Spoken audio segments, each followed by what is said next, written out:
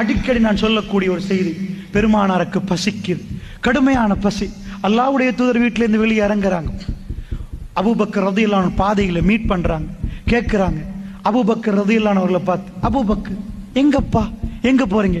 யா ரசூலல்லாஹ், உங்களை பார்க்கணும், சலாம் சொல்லணும்னு ஒரு ஆசை வந்துச்சு, நான் வெளியே வந்துட்டேன் யா ரசூலல்லாஹ். உமர் பின் கத்தாப் அல்லாஹ் உண்டு சேர்க்கிறான். சுபஹானல்லாஹ், அல்லாஹ் ஜல்ல ஷானுஹு வ தஆலா அந்த நட்பை உண்டு சேர்க்கிறான். அவர் பாதையிலே வருகிறார். யா ரசூலல்லாஹ், ரசூலுல்லாஹ் கேட்கிறார், உமர் எங்கப்பா, எங்க போறீங்க?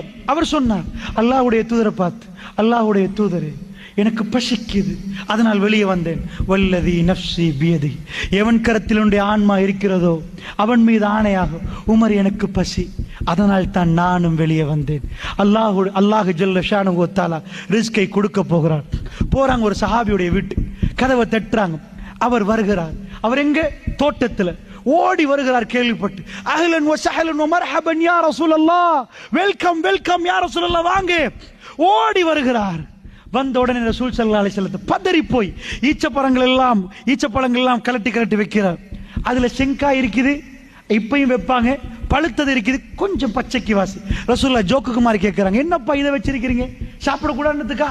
அவர் சிரிக்கிறார். யா ரசூலல்லாஹ், வெரைட்டியா வச்சிருக்கிறேன், விரும்பின மாதிரி சாப்பிடுங்க, கொஞ்சம் பொறுங்க யா ரசூலல்லாஹ், ஒரு ஆட்டை அறுத்துட்டு வாரம். அல்லாஹ்வுடைய தூதர் இருக்கிறார். சுபஹானல்லாஹ், பிரஷர் குக்கர் இல்ல, பிரஸ்டிஜ் இல்ல, அவர் தான் ஆட்டை பிடிக்கணும், அவர் தான் ஆட்டை அறுக்கணும், அவர் தான் தோலை உரிக்கணும், அவர் தான் ஆட்டை வெட்டணும், அவர் தான் ஆட்டை கழுவணும், அவர் தான் ஆட்டை எல்லாம் உப்பு பொறி பொடிக்கணும், அவர் தான் ஆட்டை பொறிக்கணும். எவ்வளவு நேரம் போயிருக்கும். ரசூலுல்லாஹ் பசியில் இருக்கிறார்கள்.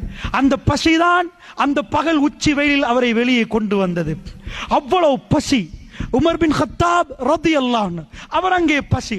எவ்வளவு நேரமாக இருக்கு. ஈச்சப்பழத்தை சாப்பிட்டு அப்படியே உட்கார்ந்து இருக்கிறாங்க.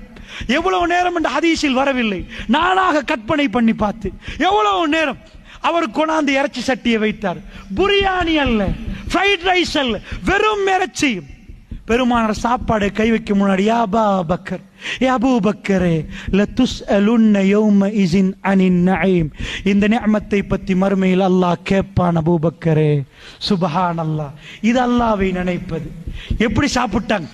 இவ்வளவு ஒரு நிஅமத், இப்படி ஒரு இறைச்சி பசியில் இருக்கிற. லதுஸ்அலுன்ன யௌமஇஸின் அனின் நஈம், அபூபக்கரே, அல்லாஹ் மறுமையில் கேட்பான். என்றைக்காவது சோறு தட்டை வச்சிட்டு மகனை பார்த்து, ராஜா, அல்லாஹ் நிச்சயமாக இன்றைக்கு எங்களுக்கு தந்த ரிஸ்க மறுமையில கேட்பான். எப்படி சாப்பாடு இன்றைக்கு டேஸ்டா இல்லையா?